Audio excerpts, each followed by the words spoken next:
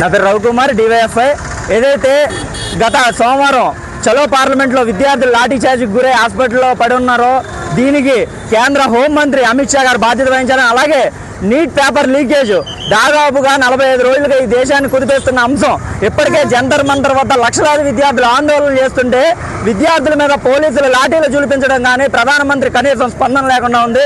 దీనికి నిరసనగా ఈ దేశ విద్యార్థి లోకం, యువజన లోకం ఈరోజు భారత్ బంద్కి పిలిపించింది. దీనికి ఇప్పటికే 90% విద్యా సంస్థలు స్వచ్ఛందంగా మద్దతు ప్రకటించి సెలవులు ప్రకటించి ఉన్నాయి.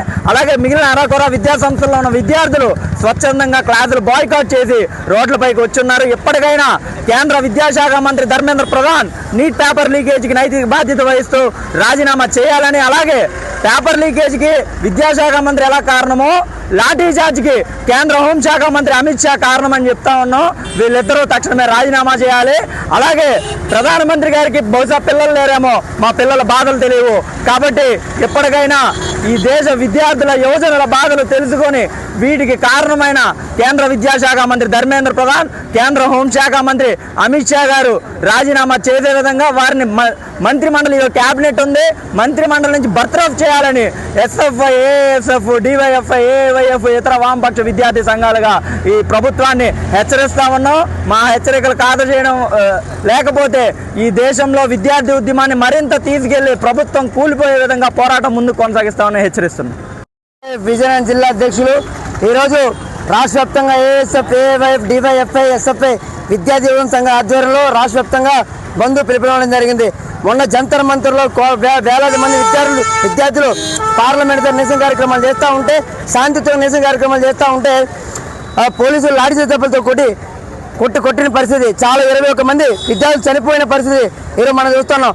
తక్షణమే ఏదైతే నీట్ పేపర్ లీక్ చేసినటువంటి ధర్మేంద్ర ప్రధాన్ తక్షణమే రాజీనామా చేయాలి. 20,000 మంది విద్యార్థులు నీట్ పేపర్కి చాలామంది విద్యార్థులు కోచింగ్ తీసుకుంటూ ఉన్నారు. దానివల్ల లీక్ వల్ల వాళ్ళ జీవితాలు నాశనం అయ్యే పరిస్థితి, తల్లిదండ్రులు కూడా చాలామంది బాధపడుతూ ఉన్నారు. తక్షణమే లీక్ చేసిన పేపర్ని వెంటనే పరీక్ష పెట్టి విద్యార్థులందరికీ న్యాయం చేసే విధంగా మీరు చర్యలు తీసుకోవాలి. లేని ఏడాది రాష్ట్ర వ్యాప్తంగా ఈ ఉద్యమాన్ని మరింత ఉధృతం చేస్తామని చెప్పేసి ఏవైపుగా డిమాండ్ చేస్తున్నాం. రాష్ట్ర వ్యాప్తంగా నీట్ లీకేజ్ పరీక్ష పేపర్ లీకేజీలకు సంబంధించి వారిని అరెస్ట్ చేయాలని, దీనికి నైతిక బాధ్యత వహిస్తూ కేంద్ర విద్యాశాఖ మంత్రి ధర్మేంద్ర ప్రధాన్ రాజీనామా చేయాలని చెప్పేసి ఈరోజు రాష్ట్ర వ్యాప్తంగా ఏఐఎస్ఎఫ్ వామపక్ష విద్యార్థి సంఘాల ఆధ్వర్యంలో విద్యాసంస్థలు బంధుకు పిలుపునివ్వడం జరిగింది.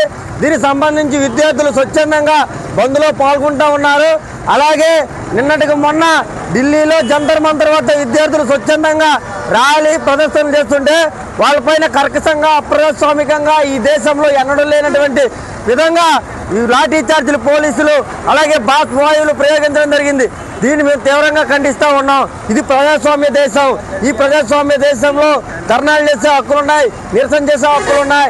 కావున ఏదైతే నీట్ లీకేజ్ సూత్రధారులు వెంటనే అరెస్ట్ చేయాలి. దీనికి నైతిక బాధ్యత వహిస్తూ కేంద్ర విద్యాశాఖ మంత్రి ధర్మేంద్ర ప్రధాన్ రాజీనామా చేయాలని సందర్భంగా కోరుతా ఉన్నాం.